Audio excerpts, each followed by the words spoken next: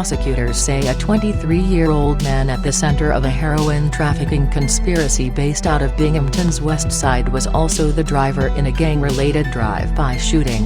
His heroin operation was so busy, prosecutors say, he employed co-conspirators to answer his drug phone and take orders from customers.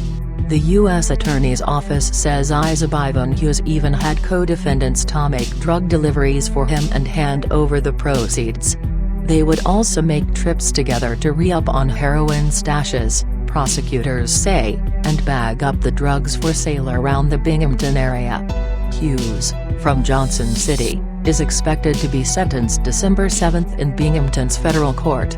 The U.S. Attorney's Office expects to recommend he spend up to 15 years in federal prison for his guilty plea to a felony drug trafficking conspiracy charge.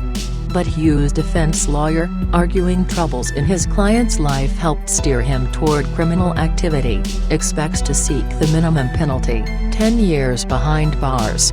Hughes is the second of 9 defendants to face sentencing in connection with a 19-month police investigation that targeted members of the Eddie Block gang and culminated in raids November 17, 2015, in Binghamton and in Johnson City.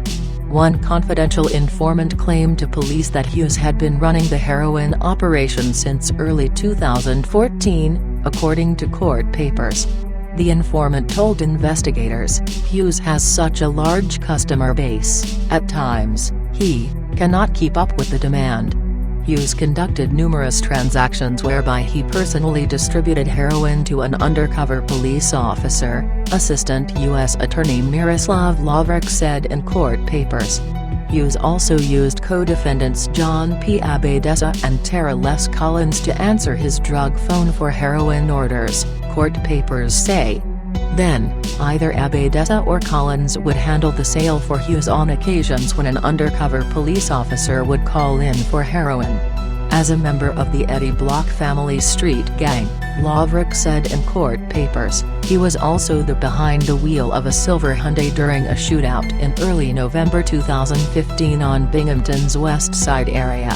While Hughes drove, 2 other street gang members were in Hughes' vehicle and exchanged gunfire with rival drug dealers, Lavric said in court papers.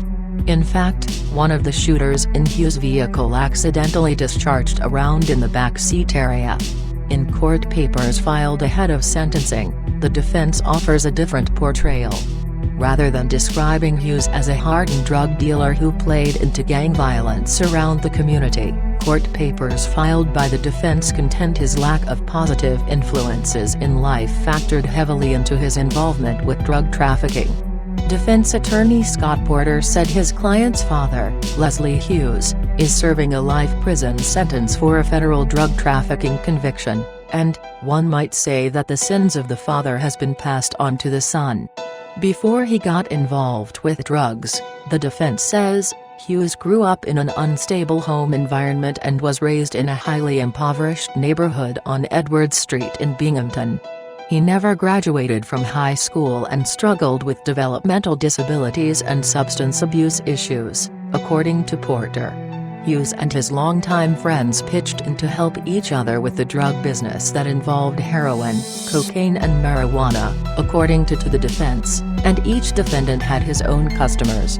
There is no proof of Hughes exercising decision-making authority, recruiting accomplices, claiming a right to a larger share of the drug proceeds, or controlling others associated with this conspiracy, Porter said in court papers.